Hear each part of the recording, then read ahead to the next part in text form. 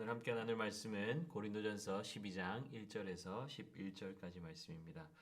자, 성경책을 펴시고 큐티책을 펴시고 함께 말씀을 천천히 함께 한 목소리로 읽도록 하겠습니다. 형제들아, 신령한 것에 대하여 나는 너희가 알지 못하기를 원하지 아니하노니 너희도 알거니와 너희가 이방인으로 있을 때에 말 못하는 우상에게로 끄는 그대로 끌려가느니라. 그러므로 내가 너희에게 알리노니 하나님의 영으로 말하는 자는 누구든지 예수를 저주할 자라 하지 아니하고 또 성령으로 아니하고는 누구든지 예수를 주시라 할 수 없느니라.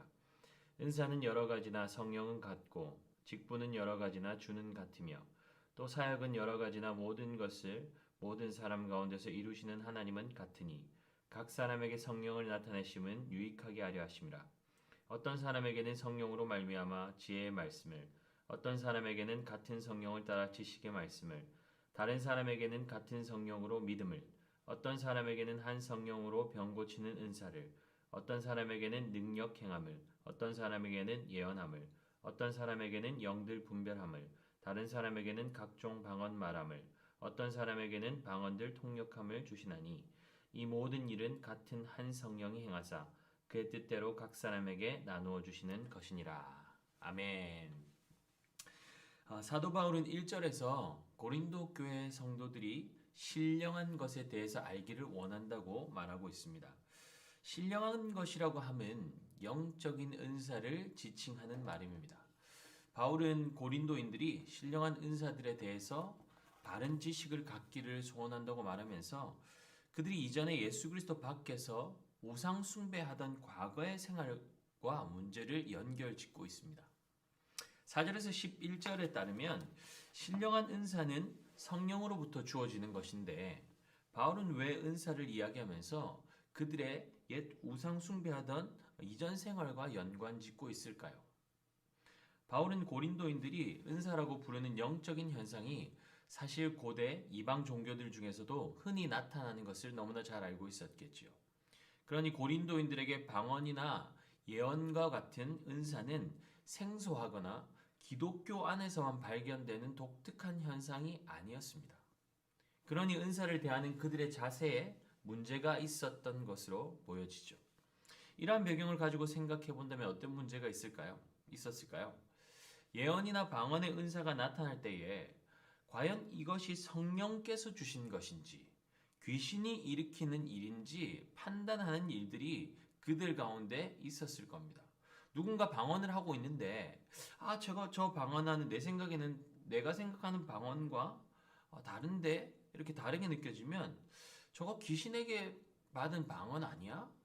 또는 귀신이 준 감동에 따라서 방언이나 예언을 하고 있으면서 자신은 성령의 감동으로 하는 것이라고 착각하고 다른 사람들보다 우월감을 가지고 또 다른 형제 자매들을 판단하는 일들도 있었겠죠. 그러니 과연 이 은사가 어디로부터 온 것인가 분별하는 것은 그들에게는 너무나 중요한 문제였습니다. 그래서 바울은 이것을 분별하기 위한 정확한 기준을 오늘 본문에서 말하고 있습니다. 3절 말씀입니다. 3절 말씀 함께 읽겠습니다. 그러므로 내가 너희에게 알리노니 하나님의 영으로 말하는 자는 누구든지 예수를 저주할 자라 하지 아니하고 또 성령으로 아니하고는 누구든지 예수를 주시라 할 수 없느니라. 하나님의 영, 곧 성령에 감동된 사람은 어떻게 한다고 말합니까? 예수를 저주할 자라고 부르지 않는다고 말하고 있습니다. 그들이 예배 드릴 때에 그들 중에 귀신 들린 사람은 예수를 저주할 자라 부르고 있었던 사람이 있었습니다.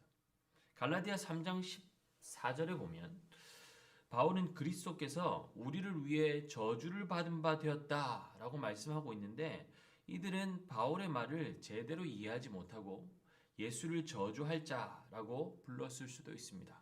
그러나 분명한 것은 성령의 이끌림 받는 자라면 예수님을 이런 식으로 부를 수 없다는 것이죠. 성령의 이끌림 받는 자라는 확실한 증거는 무엇입니까? 누구든 성령의 이끌림 받는 자는 예수를 주시라 할 수 있다는 것입니다. 예수님을 믿을 때에 우리는 성령을 선물로 받았습니다. 그렇다면 내 안에 성령이 계시다는 증거가 무엇입니까?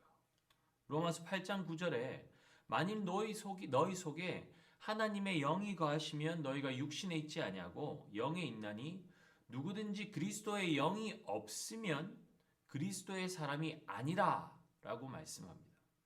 그리스도의 사람인지 아닌지를 구분하는 것이 무엇입니까? 성령이라는 거죠. 그러므로 내 안에 성령께서 계시다는 사실, 나는 성령에 이끌림 받고 있다는 사실을 아는 것은 그리스도인들에게 너무나 중요합니다. 자, 여러분 다시 질문합니다. 내 안에 성령께서 계시다는 증거가 무엇입니까?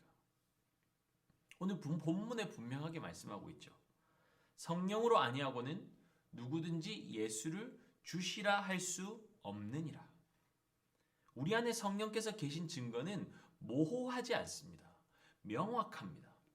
여러분 안에 성령께서 계신 증거가 무엇입니까? 예수님을 나의 주님이라고 고백할 수 있다는 것이죠. 여러분 삶의 주인이 예수님 맞습니까?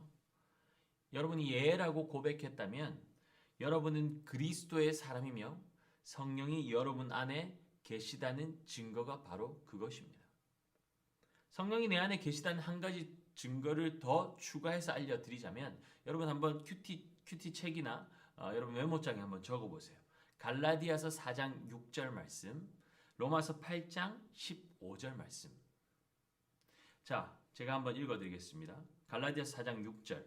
너희가 아들임으로 하나님이 그 아들의 영을 우리 마음 가운데 보내사 아빠 아버지라 부르게 하셨느니라. 로마서 8장 15절. 너희는 다시 무서워하는 종의 영을 받지 아니하고 양자의 영을 받았으므로 우리가 아빠 아버지라고 부르짖느니라.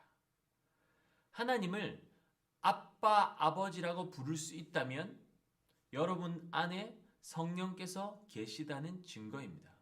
내 안에 성령께서 계시다는 증거 두 가지 뭐죠? 첫 번째는 예수를 나의 주시라. 예수님은 나의 주님이십니다. 라고 고백할 수 있다는 것. 두 번째로 하나님을 나의 아빠 아버지라고 부를 수 있다는 것. 성령께서 내 마음에 감동을 주시고 그것을 깨달아 알게 하시고 고백하게 하시지 않으면 우리는 절대로 예수님을 주라고 하나님을 아빠 아버지라고 부를 수 없다는 것이죠. 나는 성령에 이끌림 받고 있는가? 하나님의 사람인가? 아니면 귀신에게 속아 귀신의 이끌림을 받고 있는가? 혹시 여러분 마음 가운데 헷갈리거나 의심하는 마음이 들고 두려움이 있다면 말씀을 붙드시기 바랍니다. 사단의 거짓 메시지, 미혹을 이길 유일한 방법은 하나님의 말씀 외에는 없습니다. 진리를 알지니 진리가 너희를 자유케 하리라 말씀합니다. 진리를 붙들면 자유합니다. 자, 이어서 4절에서 11절에 보면 성령으로 말미암아 주신 다양한 은사들이 소개되고 있습니다. 지혜의 말씀, 지식의 말씀, 믿음, 병 고치는 은사, 능력 행함, 예언함, 영들 분별함, 각종 방언 말함, 방언을 통역하는 은사가 나오고 있습니다. 여러분 이 은사들 중에 여러분에게 해당되는 은사가 있으신가요? 11절에 이 모든 일은 같은 한 성령이 행하사 그의 뜻대로 각 사람에게 나누어 주는 것이라 라고 말씀하고 있습니다. 은사는 하나님의 뜻대로 각 사람에 나누어 주는 것이라는 것이죠. 그러니 은사를 가진 사람은 자신이 특별하다고 자랑할 이유가 없고 또 드러나는 은사가 없는 사람은 자신이 별 볼 일 없다고 실망하거나 낙담할 필요가 없습니다. 이러한 은사들이 필요하다면 하나님께서 우리에게 주실 것이기 때문이죠. 주고 안 주고는 하나님의 뜻이라는 것입니다. 물론 앞에서 열거된 은사가 없어서 사모하는 마음으로 하나님께 은사를 구하는 것은 전혀 잘못된 일이 아닙니다. 그러나 그 은사를 구하는 목적이 단지 다른 사람은 가지고 있는데 나는 없어서 아니면 누군가에게 드러내고 싶은데 드러내기 위한 목적으로 그 은사를 구한다면 그 목적과 동기는 잘못된 것입니다. 하나님께서 은사를 주시는 목적이 무엇이라고 말씀합니까? 자신의 유익이 아니라 공동체의 유익을 위해서 주십니다. 은사를 가지고서 공동체를 세우고 형제 자매들을 섬기는 데 사용하지 않고 그것으로 스스로 영적 교만에 빠져서 은사가 없는 사람들을 판단하고 높은 채 하고 있다면 그것은 공동체를 어지럽히고 형제 자매를 실족하게 하고 자신을 망가뜨리는 것이 되므로 은사가 차라리 없는 것이 낫습니다. 또한 나는 은사를 받았는가 생각할 때 앞에서 열거된 은사에만 우리가 국한할 필요가 없어요.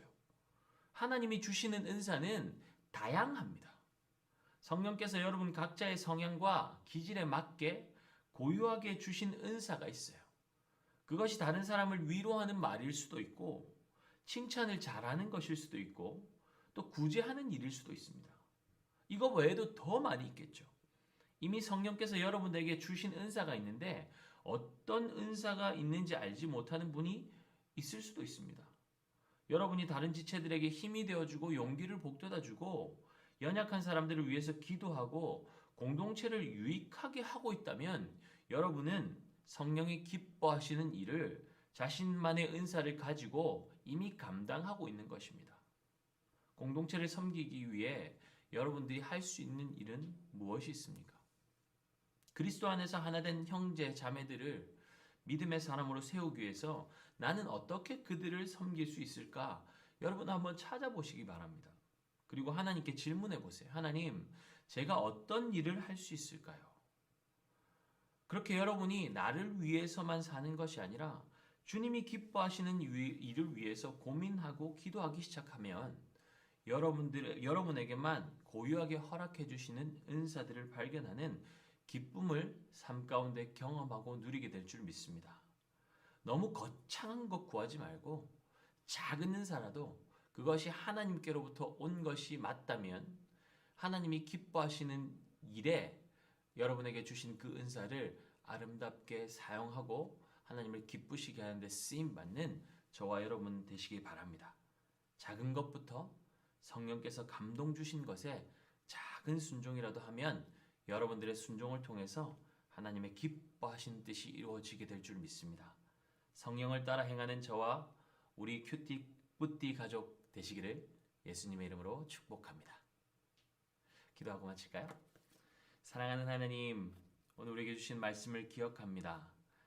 성령이 내 안에 계신 증거들이 무엇인지 분명히 확인하였고 또 하나님께서 우리에게 각양각색의 또 은사를 허락하시는데 그 은사를 나를 위해서 사용하는 것이 아니라 공동체의 유익을 위하여서 형제 자매들을 섬기는데 하나님 아름답게 드려지게 하여 주시고 그것으로 말미암아 공동체가 아름답게 세워지고 하나님이 영광 받으시는데 쓰임 받는 귀하고 복된 통로 될 수 있도록 우리를 사용하여 주시옵소서. 우리에게 허락하신 말씀 계속적으로 기억나게 하시고 그 말씀 붙들고 순종함으로 나아가는 우리 큐티뿌띠 가족들 될 수 있도록 주님께서 인도하여 주시옵소서. 모든 말씀 우리 구주 예수 그리스도 이름으로 기도드렸습니다. 아멘. 샬롬.